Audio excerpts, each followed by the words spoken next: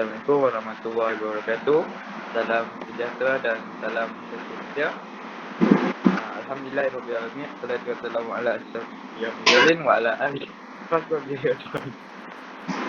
Saya Muhammad Zairi Aiman Yusri, moderator anda pada hari ini. Hari ini kita akan membincangkan tentang ancaman liberalisme dan sekularisme di Malaysia. Hujah ini akan diberikan daripada panel-panel jemputan pada hari ini, iaitu Dai Fatwan, PUHP dan Ustaz dari Sekolah Narang, Sekolah Kebangsaan Kuala Narang, Ustaz Amir. Forum ini bertujuan untuk memberikan pencerahan tentang ancaman ideologi barat yang berlaku di Malaysia. Tanpa menegangkan masa, saya akan menerangkan tentang sejarah liberalisme dan sekularisme di Malaysia. Istilah Islam liberal mula digunakan secara meluas apabila diperkenalkan melalui buku Liberal Islam, Asas Book yang ditulis Khalis Guzman 1998 dan Islamic Liberalism, A Critique of Development Ideologies yang ditulis oleh Leonard Biner 1998. Pemikiran Islam liberal berasaskan kepada pemikiran rasionalisme dan sekularisme sehingga menafikan kesempurnaan dan kesyumulan Islam ini. Definisi liberalisme dan sekularisme. Liberalisme adalah satu kepercayaan, falsafah hidup dan gerakan yang meletakkan idea kebebasan sebagai prinsip tertinggi, menggantikan peranan agama dan mengatur kehidupan individu dan masyarakat. Sekularisme adalah satu fahaman yang memisahkan antara urusan agama dan urusan kehidupan dunia, seperti politik, pentadbiran, ekonomi. Dari segi bahasa, liberalisme adalah falsafah yang meletakkan kebebasan individu sebagai nilai politik tertinggi. Manakala sekularisme adalah ialah dapat memberikan hak untuk menjadi bebas dari peraturan dan ajaran agama. Manakala dari segi istilah, liberalisme ialah asal liberal adalah berasal dari perkataan liberalis bahasa Sepanyol. Sekularisme atau sekular saja dalam penggunaan masa kini secara garis besar adalah sebuah ideologi yang menyatakan bahawa sebuah institusi atau badan negara harus berdiri terpisah dari agama dan kepercayaan. Seterusnya, saya akan berikan hujah ini kepada Piu Fatwa untuk menerangkan faktor berlakunya liberalisme dan sekularisme di Malaysia. Terima kasih kepada Tuan Pengerusi Majlis. Assalamualaikum. Hari ini saya akan terangkan tentang faktor berlakunya liberalisme dengan sekularisme di Malaysia. Pertama sekali disebabkan oleh kekurangan ilmu akidah. Jaringan internet ataupun globalisasi dan kemasukan buku-buku berkaitan liberalisme daripada luar negara serta dipelopori oleh individu dan kumpulan tertentu yang berfahaman liberal. Kekurangan ilmu akidah yang banyak di kalangan masyarakat kita ini memudahkan fahaman ini menular dengan mudah dalam pemikiran anak-anak muda zaman sekarang. Fahaman liberal ini ataupun sekular ini menggunakan hujah logik akal dan idea kebebasan mutlak yang boleh menjadikan mereka ini mudah untuk menentang fakta daripada Al-Quran dan Hadis. Yang kedua adalah pengaruh media sosial. Perkembangan semasa liberalisme dan sekularisme di Malaysia menunjukkan bahawa pemikiran ini telah disebarkan secara meluas dalam kalangan umat Islam. Ini disebabkan oleh pengaruh media sosial di mana siapa sahaja dengan cara yang mudah mereka ni mudah untuk menerima maklumat sebagai pendidikan yang tidak formal disebabkan oleh penggunaan internet tanpa batasan. Generasi muda terutamanya bebas boleh melayani maklumat yang disampaikan oleh golongan ini. Tambahan pula, kerana faktor kurangnya pegangan akidah menyebabkan mereka ni lagi mudah untuk menerima idea-idea baru yang dianggap sebagai up to date. Yang ketiga adalah kebebasan beragama. Perlembagaan memberi jaminan kebebasan beragama yang luas kepada setiap orang tanpa mengira sama ada warga negara atau tidak. Dengan ini, kesan daripada fahaman sekularisme yang sudah terbebas dalam fahaman di dalam masyarakat menyebabkan golongan-golongan ini merasakan bahawa mereka bebas untuk berfikir di luar kotak ataupun dengan tidak mengambil kira agama dan syariat. Ini akan melahirkan pemahaman dan pemikiran yang bertentangan dengan Islam. Dan akhir sekali, pengaruh Orientalis Barat. Antara faktor terpenting yang mempengaruhi perkembangan fahaman ini ialah terpengaruhnya dengan idea-idea yang dikemukakan oleh Orientalis Barat. Rashad Khalifah yang bukan berlatarkan pengajar Islam telah cuba membahas isu-isu ini yang berkaitan dengan sumber perundangan hukum Islam yang menyatakan bahawa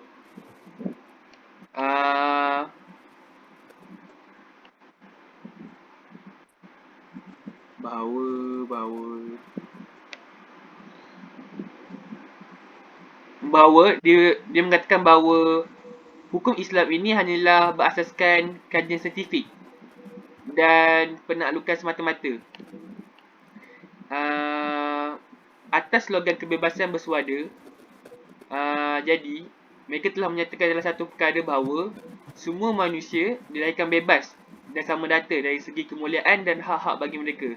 Ini menyebabkan adanya isu-isu seperti LGBT, iaitu lesbian, gay, bisexual and transexual yang mereka berpendapat bahawa perkara ini bukanlah satu isu yang membahaya dan menganggapnya ialah cuma satu kebebasan hak bersuara bagi setiap masyarakat, walaupun sebenarnya ini sangat melanggar hukum dan fahaman Islam di negara kita.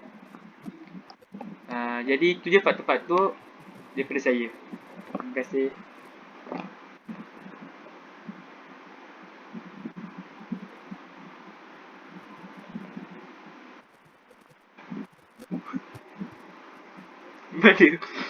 Mana pengarah kita punya? Mana tuan moderator?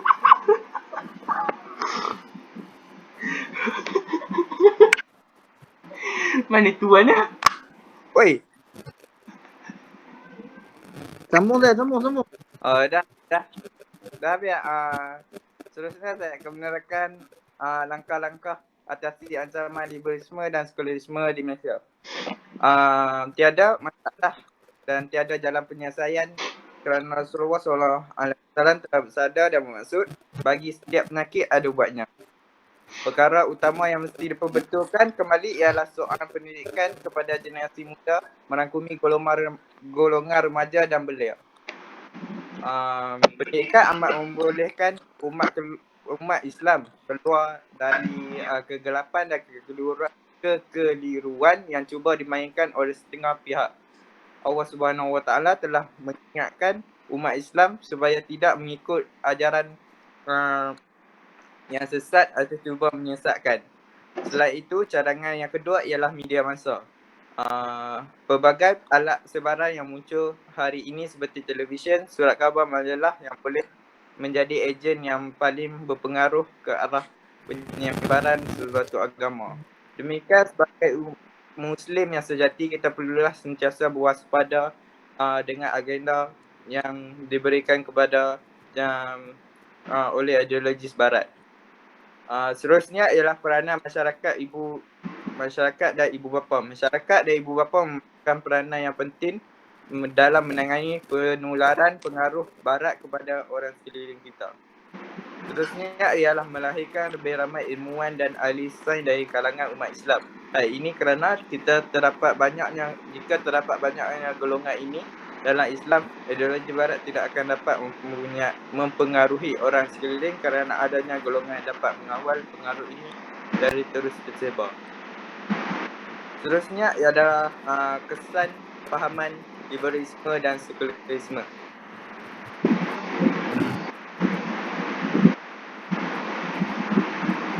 Teruskan Wan?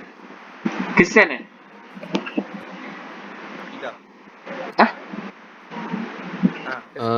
Liberalisme dan sekularisme bukan hanya melanda umat Islam. Bahkan, pemikiran liberal juga turut berlaku dalam agama lain seperti agama Yahudi dan Kristian sendiri. Liberalisme dalam setiap agama sering dikaitkan dengan revolusi industri, perkembangan idealisme politik dan kemajuan teknologi. Dalam mendepani kemajuan kemodenan, lahir ramai penganut agama yang membuat penafsiran baru pada kitab agama masing-masing. Dengan alasan ia lebih bersesuaian dengan perubahan zaman dan ideologi mereka sehingga terdapat sebahagian tafsiran yang baru itu membawa perubahan yang besar pada maksud sebenar yang terkandung di dalamnya. Tempias perubahan ini terkena juga kepada Islam. Terdapat banyak kesan kefahaman liberalisme dan sekularisme dari segi akidah dan pendidikan. Harus diakui bahawa dunia barat berkepentingan untuk melakukan liberalisasi dalam dunia pendidikan Islam. Hal ini dilakukan untuk mencetak intelektual Muslim yang pro terhadap pemikiran dan kepentingan barat dalam segala aspeknya. Penyebaran sekularisme berlaku melalui sekatan pengajian agama Islam secara material dan moden. Hal ini dilakukan untuk membuka pintu seluas-luasnya mungkin kepada pelajar yang jauh dari penekanan agama. Pengajian sebegini dibantu dan dibangunkan serta diberi kemudahan dari segi material. Pengajian agama Islam disempitkan bantuan kewangan ataupun tidak dibantu langsung. Sebarang bantuan lebih dicerahkan kepada pengajian bercorak sekularisme. Golongan penuntut agama dan tuan guru juga diperlekehkan. Mereka dengan membeza-bezakan antara guru-guru agama dan guru subjek lain dan setiap keadaan. Itu perkara yang disengajakan. Begitu juga lepasan bidang agama dibeza-bezakan dengan lepasan bidang lain. Dari segi perjawatan pula, lepasan bidang agama tidak mendapat banyak peluang dan dipandang rendah, tetapi bagi lepasan bidang-bidang lain agak mudah mendapat peluang dan status tinggi. Selain itu, masyarakat lebih cenderung kepada pengajian bukan agama. Akhir sekali, terjadi penyisihan bahasa Arab sebagai bahasa pengantar dan menggunakan bahasa asing. Okey, itu saja daripada saya. Seterusnya daripada segi akidah. Pertama sekali, fahaman ini dapat melemahkan iman dan keyakinan masyarakat terhadap agama Allah Subhanahu Wa Taala. Kedua-dua fahaman ini ianya juga turut melemahkan keimanan dan menggoyangkan lagi akidah serta keyakinan terhadap kekuasaan Allah. Pemikiran umat Islam di sini semakin hari semakin rapuh dan memandang soal agama itu hanyalah semata-mata soal ritual sahaja. Bagaimana kita boleh tafsirkan suasana sebegini sepertinya di dalam majlis agama seperti ceramah, sambutan Maulidul Rasul dan sebagainya, kita dapat lihat bahawa imej dan syiar Islam begitu dijaga. Namun, pada waktu yang sama, apabila berada di luar aktiviti sebegitu, Islam tidak lagi diikuti ataupun malah audat bagi lelaki dan perempuan kembali dibuka sebaik sahaja syarahan ataupun kelas agama tamat. Ini menunjukkan bahawa masyarakat hanya mementingkan tuntutan agama itu pada aspek-aspek tertentu saja. Malah bukannya secara keseluruhan. Kedua adalah mengabaikan tanggungjawab beragama. Word English Dictionary mendefinisikan bahawa sekularisme kepada beberapa pengertian, antaranya adalah falsafah yang menolak semua agama dalam masyarakat dan pemikiran yang berpegang bahawa agama tiada tempat dalam kehidupan bermasyarakat. Mudah cakap, sekularisme ini ialah fahaman yang menolak agama dalam kehidupan dan fahaman itu sedang menyerang masyarakat pada masa kini. Terutamanya pada umat Islam yang mula mempersoalkan hukum-hukum agama apabila dirasakan bahawa ianya tidak sesuai dengan gaya hidup mereka pada masa ini. Kesan daripada fahaman ini yang sudah menyedap dalam masyarakat menyebabkan golongan terbabit berasakan bahawa mereka ini bebas untuk berfikir dengan tidak mengambil kira tentang agama dan syariat. Dan akhir sekali adalah berlakunya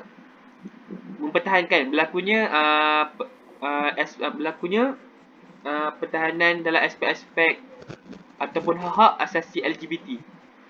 Persamaan gender adalah antara perjuangan utama golongan berfahaman liberal.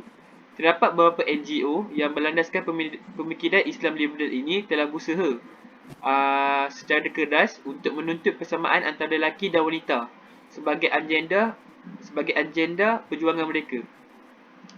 Perubahan hukum syariah, khususnya yang berkaitan dengan persamaan hak antara lelaki dan perempuan, telah disuarakan dalam kelompok Sister in Islam iaitu SIS. Islam liberal mengiktiraf hak bagi golongan lesbian ataupun gay. Mereka menganjurkan usaha-usaha untuk membela dan mempertahankan hak-hak sivil yang mengamalkan interseksual. Agenda mereka ini adalah menyokong sebarang usaha ataupun ketetapan yang memberikan mereka ni hak-hak yang sama rata untuk semua golongan manusia dalam sebuah masyarakat Islam tanpa mengira jenis, fahaman agama ataupun budaya dengan cara hidup seseorang. Jadi itu sahaja daripada saya. Terima kasih.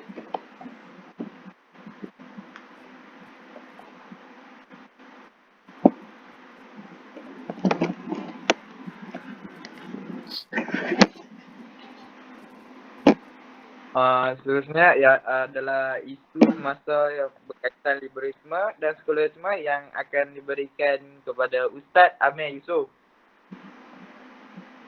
Okey, terima kasih kepada Tuan Moderator.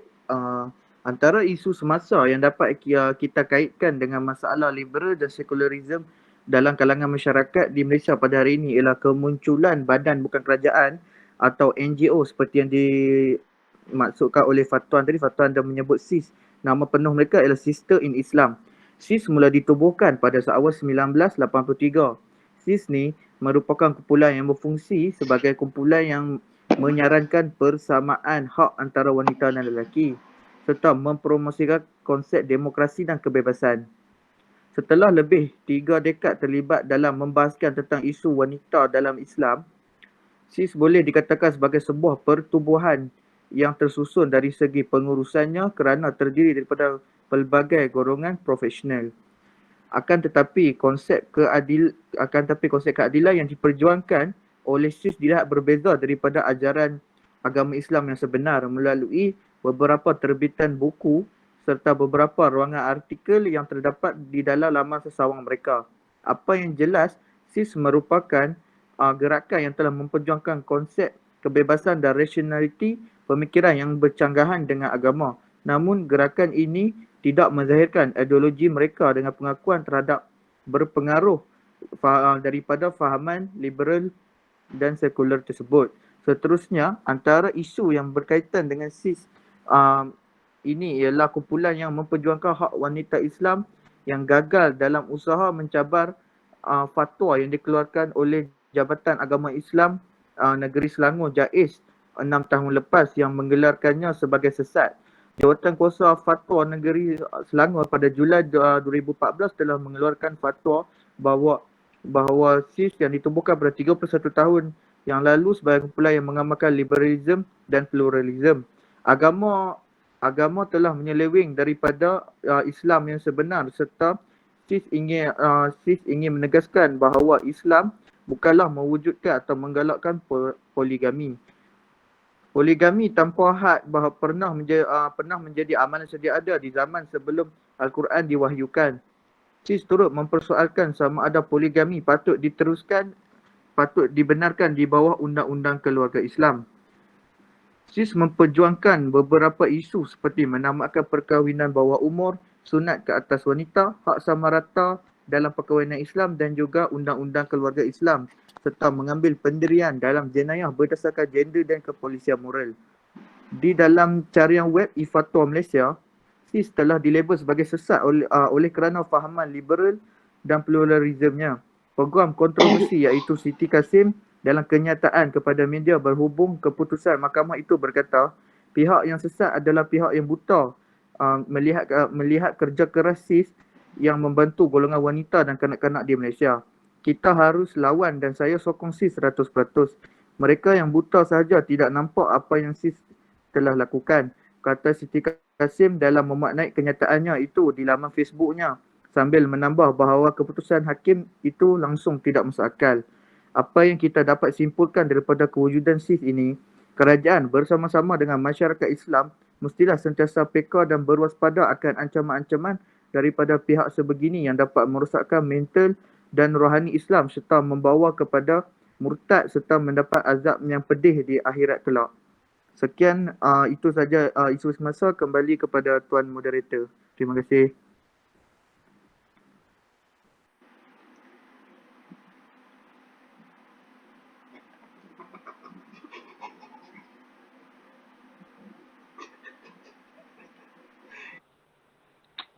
Yang terakhir sekali adalah kesimpulan daripada liberalisme dan sekularisme di Malaysia. Kesimpulannya adalah apa yang dapat disimpulkan di sini bahawa mengambil pendekatan penilaian yang berlandaskan kepada prinsip akidah dan pemikiran Islam serta umat Islam mesti melakukan perbandingan untuk memilih perkara yang baik dan serasi dengan ajaran Islam dan menjenehkan elemen-elemen yang boleh meragukan kaum muslimin.